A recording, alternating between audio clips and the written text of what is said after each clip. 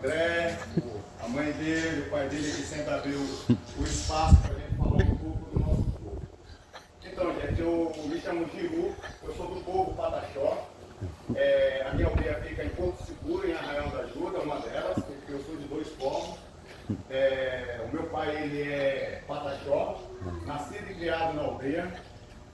A minha mãe, ela é Tupinambá de Olivença, também nascida e criada na aldeia, com trocas, né, de adolescente. Então meu pai acabou casando com minha mãe nessa troca de levar um para um lado e para o outro, para que a gente não perca o nosso tronco linguístico, nem os costumes, os cânticos e tudo que envolve ali na nossa aldeia. Sou pai de 12 filhos, sou parteiro. E sou curandeiro. Então, 51 anos fiz agora no dia 14 de dezembro, você sabe que está vendo, né? Fiz agora no dia 14 de dezembro, 51 anos, não tomo remédio de farmácia, faço a minha medicina. 51 anos, não tomo remédio de farmácia. Zero. E sou parteiro, igual eu falei para vocês, faço parto desde 8 anos de idade, inclusive. A minha filha Iari nasceu aqui no Rio de Janeiro. O Barru também nasceu aqui no Rio de Janeiro.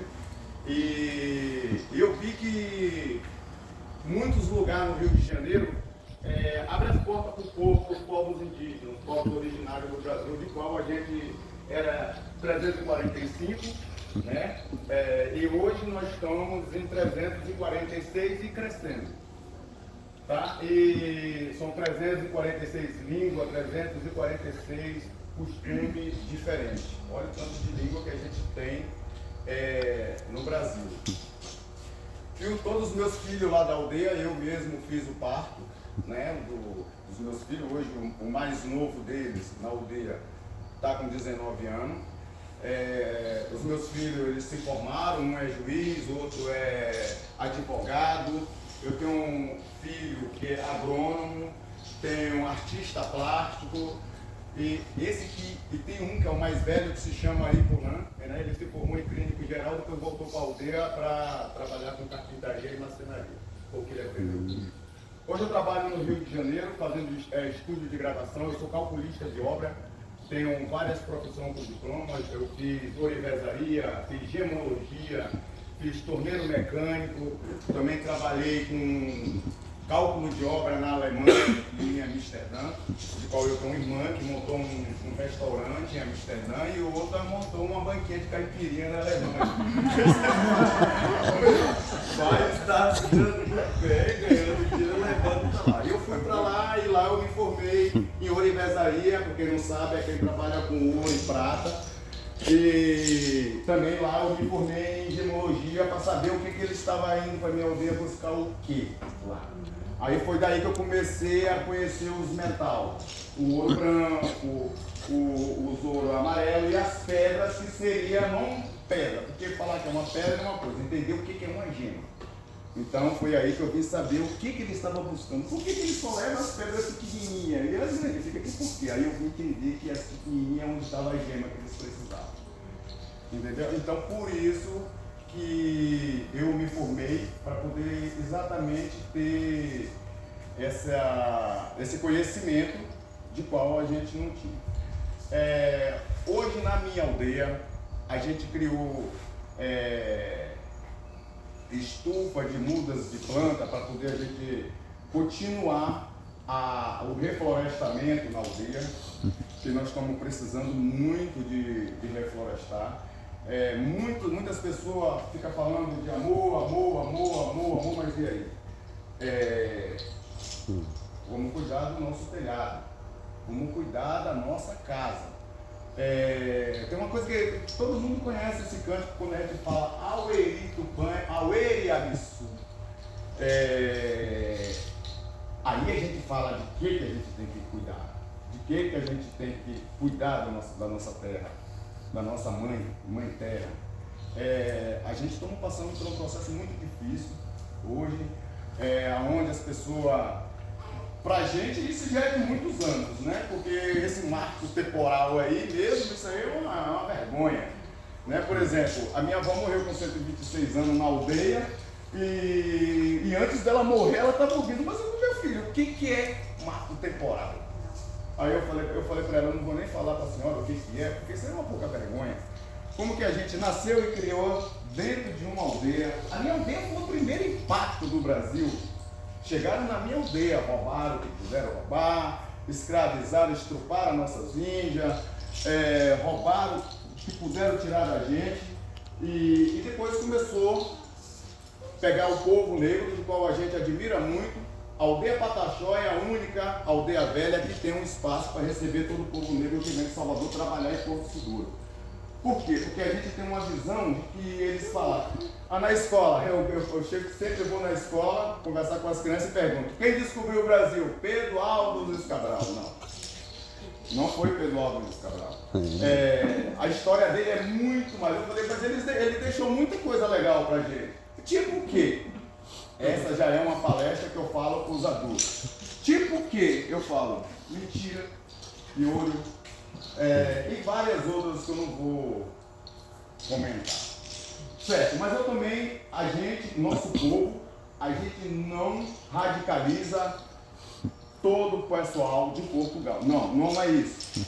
E sim, ele estava preso, ele era uma pessoa que estava preso e não sabia velejar. O destino dele era diretamente para a Índia. E de lá ele pegou o povo negro em uma fuga que eles tiveram. Eu te falo isso porque a gente tem um livro que se chama Ultra Rádio na nossa aldeia. Ela é feita e escrita meio que pele humana. E lá está tudo que a gente aprendeu sobre a história do nosso povo. Na minha aldeia, uma das nossas aldeias, Pataxó, de qual a gente tem 26 aldeias, a única aldeia que tem um sabaqui sagrado, talvez um sabaqui de muito sofrimento, é a minha aldeia. Onde tem muitos crânios, tem muitas partes do corpo mesmo, de pessoas. Onde as ostras dos manguezal era bem grande, cada ostra devia ter 1 quilo. Hoje as ostras atrofiou. Né? Isso por causa das mudanças que a gente está tendo no planeta. E lá, quando eles montou essa parte onde tem o sabaqui, era onde eles cavavam um túnel que liga a minha aldeia velha à cidade histórica em Porto Seguro. Por que Porto Seguro? Porque o Porto Seguro, quem já foi em Porto Seguro? Conhece a cidade histórica onde tem uma igreja? Então, lá é uma ponta que leva até bem distante para dentro do oceano. E de lá eles conseguem ver os dois lados do oceano com facilidade. Por isso que eles botavam um Porto Seguro. Só que a central deles era exatamente lá na minha aldeia, onde o meu povo foi caçado, torturado, lá na minha aldeia. E mesmo assim o povo Pataxó não desistiu. A gente quase perdeu a nossa língua, a gente teve resgate exatamente com esses anciãos que moravam, que 12 famílias, mudou, que a gente era 49 mil, hoje nós estamos em 49 mil de novo. Né? Mas aí a gente teve que fazer uma montagem primo com primo, por isso que todos os povos indígenas a gente se chama mesmo de meu parente, meu primo, porque realmente a gente teve que fazer uma montagem para a gente resgatar o nosso povo de volta, assim, nossa língua, nosso costume. Quando o povo cavava esse túnel da minha aldeia até a cidade histórica que voltava, eles atravessavam o rio, passavam pelo manguezal, catava os mariscos e ia para o sabaqui. Então sentavam todos em volta, todos amarrados em volta, e ali eles se alimentavam com as ostras, pegavam o resto e ia jogando ali. E todos que morriam, que não aguentavam trabalhar mais, eles também eram jogados no mesmo lugar. 526 anos se passou. Se vocês for lá hoje, vocês vão ver que não nasceu árvore mais naquele lugar. É um lugar bem grande, onde a terra está seca, ficou seco, só exatamente naquele lugar, onde nós temos o sabaqui sagrado. Quando eu falo do sabaqui sagrado, ele é um pouco mais alto do que esse aqui.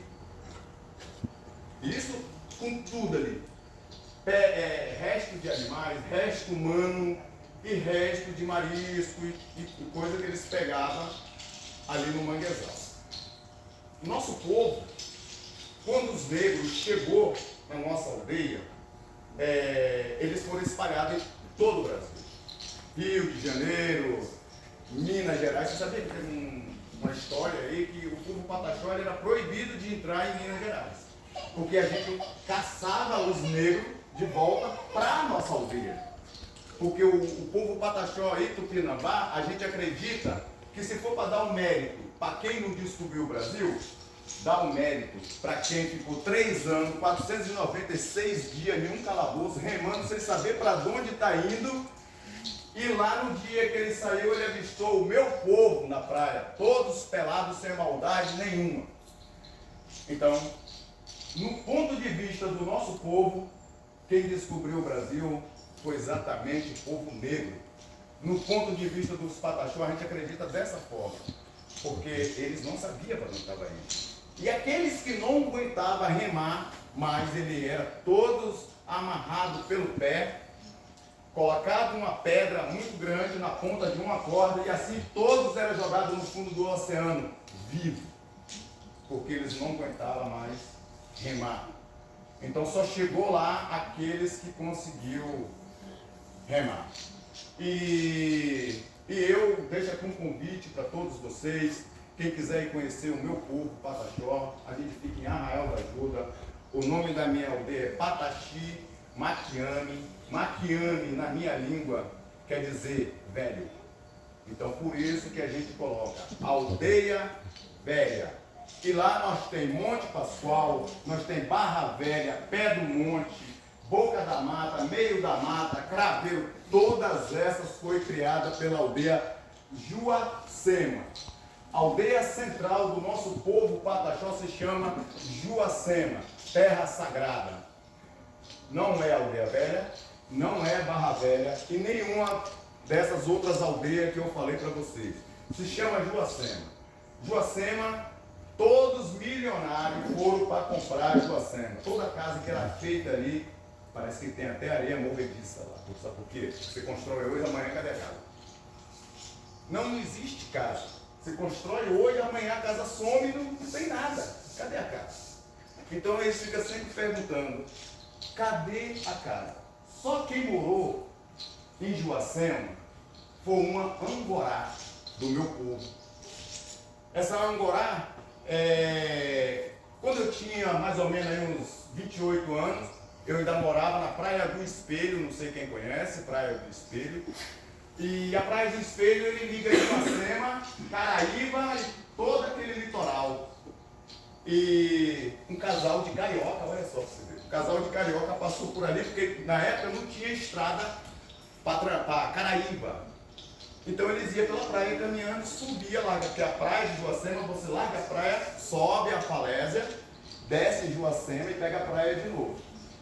Então tá, esse casal subiu, no final do dia, foi subindo, escurecendo. Quando ele começou a subir, lá estava essa angorá, sentada na porta, com um pilão, e com o pilão fazendo a medicina. E aí ele sentou lá junto com ela, tomou chá, conversaram até lá com as 10, 11 horas da noite, e eles foram embora para Caraíba. Ficou uma semana em Caraíba, voltou, sempre à noite, por causa do calor. Quando ele passou, exatamente está ela lá de novo, na frente da casa, tranquila, fazendo a medicina dela. Eles conversaram, ficou ali. Aí ele desceu, já tinha conversado com a gente, que a gente morava cá embaixo, embaixo na Praia do Espelho, e ele chegou para o meu pai e falou, eu conheci a senhora Angorá. Aí meu pai falou, foi, que interessante, porque tem mais de 100 anos, pelo amor de Deus. Aí ele, não, eu conversei com ela. Exatamente o que ele fez, ele voltou lá para conferir, e lá estava só a ruína mesmo, ruína, esbarro na casa, porque realmente ela já tinha vivido há muitos anos. Só que é daí que vem o conhecimento dos nossos povos originários. Os nossos cânticos, por exemplo, eu canto cântico de 500 anos, o meu parente ali também. Então, mas é nosso. Assim é o bacumuxá, assim é o gualandi. Isso eu já estou falando de bebidas que a gente tem na nossa aldeia. Assim é o jagube com a chacrona, que são o ayahuasca. E outros de qual vocês nunca experimentaram o bacumuxá. O que vocês experimentaram? Vocês vão falar bem assim. Eu acho que o ayahuasca... O bacumuxá ele foi literalmente escondido dentro da aldeia do povo pataxó, onde só os anciãos de idade ou aquele que foi um sentinela que pode saber o que é um bacumuxá. Porque isso a gente escondeu do nosso povo, exatamente para que não pega para comercializar. O bacumuxá, você toma um chá, é como se você ficar levitando. Ele deve ser aí 20 vezes mais forte do que o ayahuasca e 20 vezes mais concentrado. E a diferença é que ele é doce. Ele não é amargo. Entendeu? Então, um dia eu vou trazer o bacumuxá aqui para vocês conhecerem a medicina do nosso povo. Tá, gente, eu vou encerrar aqui um agradecimento ao nosso povo, a vocês aqui presentes. E toda vez que eu venho aqui eu fico muito feliz. Eu saio daqui renovado.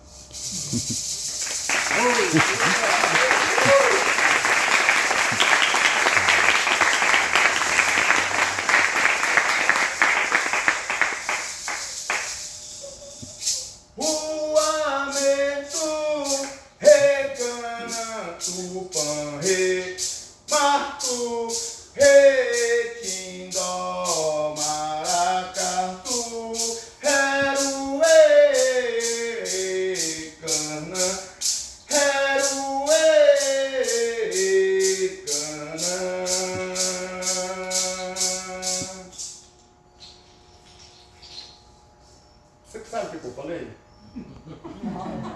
Pode tirar tudo do nosso povo, mas nunca vai tirar a fé que a gente tem no grande Espírito. Ao ele,